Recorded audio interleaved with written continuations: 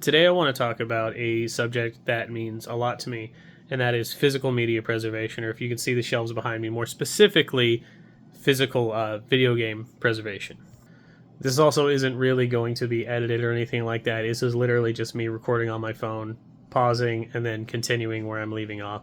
While I'm here, I also do want to talk about digital games and preservation in that space, and what that means, how good it is, in my opinion, I feel, and the benefits to both sides. So this is going to be a bit of a yap session with like no editing. So yeah, get ready for that. So let's start with the big one that everyone loves, and that's physical game preservation. As you can see, all the stuff I have behind me right now. Let me go ahead and flip the camera. Actually, this right here is my physical video game collection. I'm a really big Switch collector. You can even see some of my special editions down here. I've got some PS5, PS4, Amiibos, PS3, PS2, some DS and 3DS, and I got a couple of handhelds down there, as well as some movies.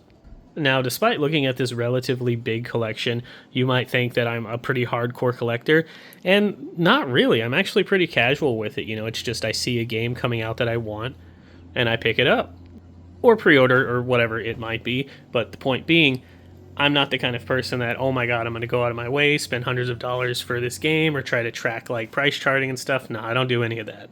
I think the only instance I have of something like that is this Goblin Slayer. I actually just found it for a really, really good price, so I picked it up despite not even knowing that it was a thing, because I was like, I got it for literally like a third of what it's worth, so fuck it, right?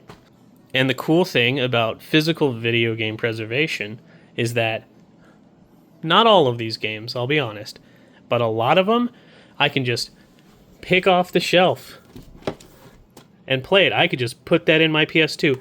Anything you see here in my PS2, my PS3, and a lot of my PS4 and PS5 as well, with like my Wii U, DS, Switch, a lot of that stuff, I could just pop it into the system and play it. Some of the newer games might need an update or install something, but it's plug and play. It's easy stuff. Now, in my time game collecting, I've gotten into some communities where their entire thing with game collecting is they like to see whether or not the entire game is on the cart or the disc or whatever it might be. For these kinds of collectors, if it's not fully on the cart or the disc or whatever, then they don't want it. They want to just be able to, 20 years in the future, pop this game into their console, and that's it. They could play it. No update, nothing needed. It's as is, and it's good. Nothing needed. Which is where games like this come into play. Pokemon Violet with the DLC. Now, if you play this game on Switch, it had a lot of problems at launch. It had, a really bad frame rate. It just didn't run properly. Issues out the wazoo. Now, this right here, as well as, the Scarlet version, I bought these on VGP last year whenever they had a fucktillion restocks of them. Or maybe it was earlier this year. I don't remember. I bought these specifically because I fell into that niche group of I want everything to be on the cart. Everything. I don't want to have to update it later on. I just get the game. It's done. That's it. Because despite the issues I had with it, I was still fine with the game. I still had a lot of fun. Between these two versions, I put over 200 hours. I got the shiny charm in both versions. So naturally, when the Switch 2 came out, I got myself a Switch 2. One of the things I was most excited to do on that console was to play these games again with the new update that made it 60 frames per second and fixed pretty much all the issues that people had with it before. And it did just that. It runs flawlessly now. There's a million Pokemon on screen. Shiny hunting has never been easier, and I'm personally a big shiny hunting fan. And I don't like it to be the ridiculous 1 in 8,000 odds on like the GBA and stuff like that. That's not my cup of tea. I more prefer this style. But that's beside the point. That's not what we're talking about. You want to know what the big issue with these updates is? Because for one, yeah, I'll take the update. That's fine. It sucks that there's not a dedicated Switch 2 version, but even if there was, I'm going to be real. I wasn't going to buy it again. This is as good as it gets for me. I'm not buying this shit again. Just to get a more updated version on the card. I'm not doing it. And you know what? Nowadays, I don't even necessarily care if anything or everything is on the cart, because even if you go back to like the Xbox 360, the 3DS and stuff like that, these updates and whatnot are still available. The games you've purchased are still available for you to download. Here comes my problem with this that I've seen nobody mention at all, and I'm sure somebody has, but I just haven't seen it personally. My issue here is that whenever you put the game in your Switch 2 for the first time, it prompts you to update it. It doesn't ask you. It tells you you need to update. And that's a big problem for eventually if the servers go down, blah, blah, blah. We know that, whole argument. Meaning that in 20, 30 years or whatever, is that game even going to be playable anymore on the Switch 2? Or are you just going to buy the game, whether it's, you have a physical or digital version, say that like the servers are down and you've downloaded the digital version, but you haven't downloaded the update. Are you still going to be able to play it, or is it you just locked out of it forever? And, that poses a problem for people like me who I like to go back to a lot of different games, that I've played more than once. There's a game I'm playing right now, actually. This one right here, Dark Cloud 2. This is my second favorite game of all time. I love this game. Throughout the years, I've probably put over 500 hours in it. I've got about 200 hours on my PS5 version right here, and I've beaten it countless times on the PS2 as well. I love this game. And I'm really glad that it's available on PS5, because if it wasn't, then I would have to play the PS2 version. And I don't know about you guys lately, but I'm also into retro game collecting a little bit. I've been encountering an issue where a lot of games that I buy just don't really work all that well, or they have issues, they have stuttering, the discs are all scratched up, the cartridges don't read like they're supposed to. Like this one right here, Dragon Quest VIII. I just bought this game about a week and a half ago.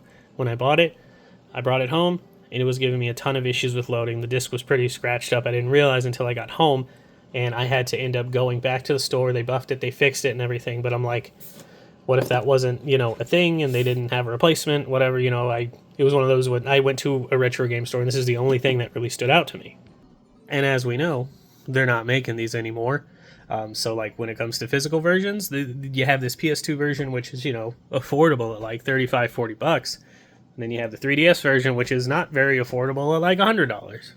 And yeah, they may come out with a version of this game later on, like they're doing Dragon Quest VII Reimagined. I imagine they're probably going to do that with Dragon Quest VIII as well. When they're going to do that, I don't know, but I'm going to tell you this, it's not going to be like this version. Meaning that old version is eventually just kind of sit on the back burner, get lost. It's not really going to get the attention it needs. It's not going to get a modern port, this original version. And I noticed that's a really, really big issue with physical preservation for, for older video games. A lot of these, like even digital, a lot of these older games, unless you're like Final Fantasy, you don't really get the original versions, preserved. And even then, not really. If you wanted to play the original version of Final Fantasy, you would need to get an NES, get the cartridge, make sure everything works, play it that way, or, emulate, of course. But as far as I know, and I could be wrong about this, it might just be, some gap in my knowledge, you can't just buy the original version of Final Fantasy new anywhere. And even digitally, you just can't do it anymore. If you want to play that authentically on, original hardware or whatever, you just gotta kind of roll the dice and hope that, these, 40 plus year old consoles are still kicking, right? And that's assuming the cartridge is working too. Which brings me to the biggest issue of physical collecting, unfortunately, and that is that every single thing you see here on my shelf is eventually going to rot away and just cease to work. It's not going to work anymore at all eventually. Maybe long after I die, who knows? It is eventually going to not work anymore. Because not to get existential, but that's just time for you. I mean, it's eventually going to happen. It happens to all things. And I say that not to be, like on some doom type shit about it, but like, it's just kind of how it's going. And like I said, with a lot of older games, I've been buying a lot of PS1, PS2 lately, and I've been having a lot of issues with the games that I'm buying, even if they're in good condition. I recently had an issue with my console. I had to pull that apart and clean it, and it's good for now, but I'm thinking, how much longer does it have? How much did I extend it by? A couple weeks, a couple months, a couple years, maybe, if I'm lucky? Who knows? And when it's gone, I've seen the companies, like, they're coming out with, I forget what the company is. I think it's Analog. I know they came out with a Game Boy Advance that's like, can play all Game Boy Advance games. It's basically like a new one that you can buy today, and that's great. And I think there's another company, I don't know if it's the same one, coming out with a Nintendo 64 that's the same deal. And that isn't even really mentioning how expensive some of these things can be if you choose to go the physical route. The physical route is definitely a lot more expensive than the digital route. Like, let's look at this game that I picked up earlier this weekend, Blasphemous on the PS4. Again, this is another game that, like, I like Blasphemous. I think it's great. I played a good amount of it on my Switch. I saw this at GameStop for a pretty good deal, and I was like, hey, that's great. I paid, I think, like $45 for it, and it goes for like 90 plus, depending on like what stuff you have, whether the manual, just the game, the loose case, all that stuff. But Blasphemous, that's a pretty niche game that didn't exactly get a big release, so it makes sense that, it might be a little bit more expensive. But let's talk about the other side of the spectrum, something that isn't niche, that is very, very expensive. Do you know what this game goes for? It goes for like $200 fucking dollars. And this is the most popular, most profitable, IP in the world. So why is it so expensive? Because for whatever reason, from what I understand, they only did one print run of this game with the expansion. And the same goes for Shield. It's both versions. Now, I got lucky, and again, GameStop strikes again. I found this for like $65. I wouldn't have bought it otherwise. I would have just gone digital on the DLC. Like, if I would have gone digital on this, even like full price, I would have paid just under $100 for it, versus the 200-ish that this goes for nowadays for the physical. So lastly, I want to talk about physical gaming's most recent boogeyman, and that is our friend Game Keycards right here. People do not like these, and I completely understand why. So on the off chance you don't know what a game key card is, what it basically is it's a game for the Nintendo Switch 2 that you pop the card into your console, and then you have a game key card in here instead of a physical. The physical game is not on this cartridge. This is like, I think, like a 2 gigabyte cartridge or something that just basically holds the data that says, hey, the person put this game into their console, and it's going to download it now. And now you play the game whenever you have this card inserted. So it's basically digital, but with an extra step. And in that realm, I'm not going to advocate for, game key cards at all. If anybody tells me they're the plague, I don't support them, 100%, dude, I completely understand. But here's something to think about when it comes to these game key cards.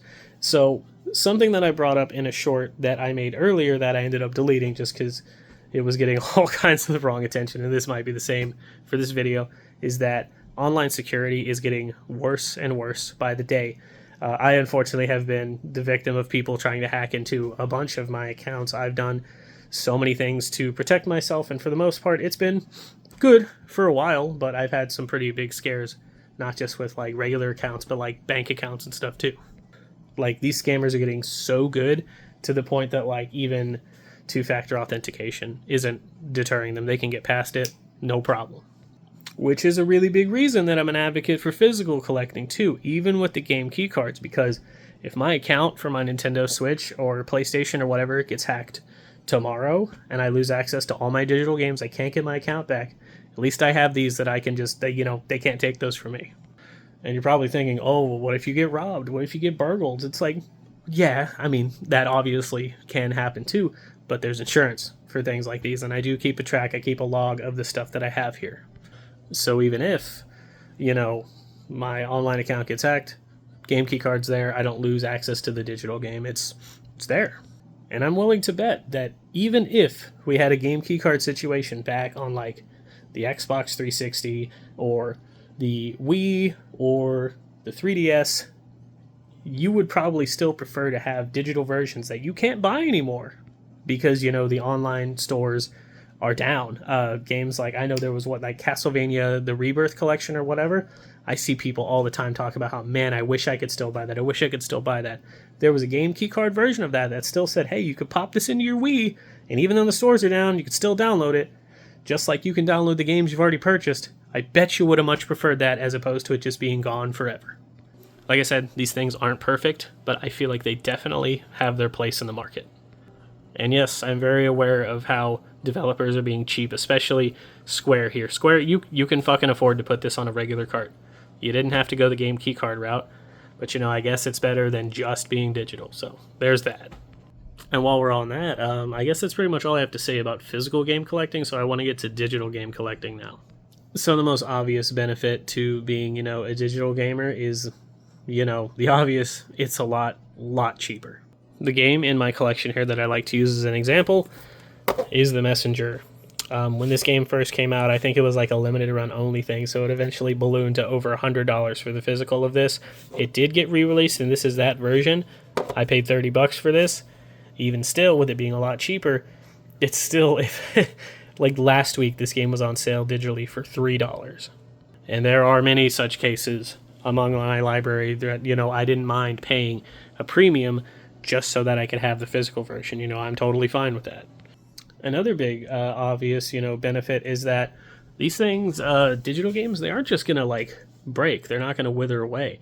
There is another big issue with that I want to talk about. And that's in terms of like a lot of times with these digital games, you don't really own them. You just have the license to play them.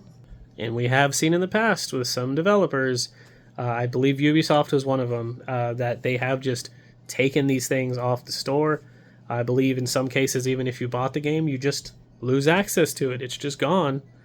So it's like you didn't really have it. You just had the license. And yes, and the agreements and whatever, they do explicitly say that, but you paid money for it. Why are you taking it away from the people who paid money for it? And in a lot of these cases, it's not, owning, it's long-term renting, really. And another thing I don't exactly see a lot of people talking about when it comes to game preservation, on the digital side even, is that there are a lot of people out there that are just really, really dedicated to preserving literally any game that comes out. And you see people hacking and cracking these games day after day whenever they come out.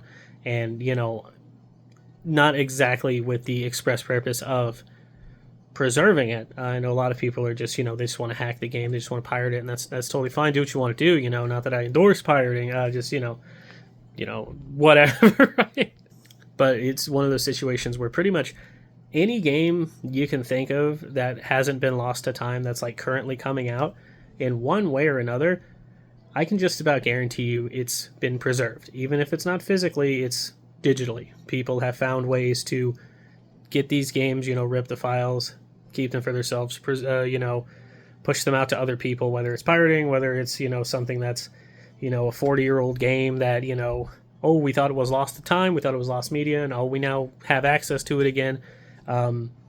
People are out there preserving this stuff. So even if physical's gone, it's not all fully gone. Even if, we go to a fully digital future, I feel like games are still going to be preserved. I feel like it's not really going to be an issue to worry too much about. It's going to be unfortunate that physical's gone if it ever does go away, which it seems like that's the direction we're going, but that kind of stuff gives me hope about, the future of preservation.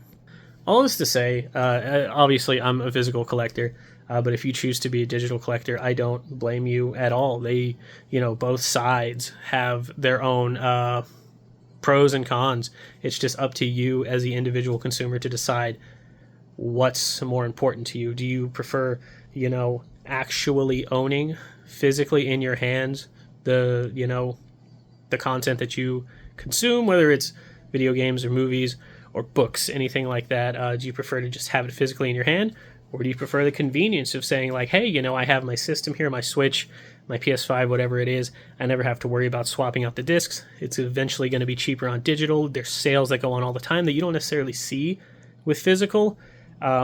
It's just all convenience and saving money, and I don't blame anybody for going that route. I'm starting to kind of lean a little bit towards that myself, just because gaming is getting more expensive in general. And I just want to make it really clear that this video is not, it wasn't made to shit on one side or the other, or praise one side or the other. It's just to kind of talk about some thoughts that I've had lately about the video game collecting space, or just collecting in general, whether you choose to be digital or physical, the pros and cons, all that stuff.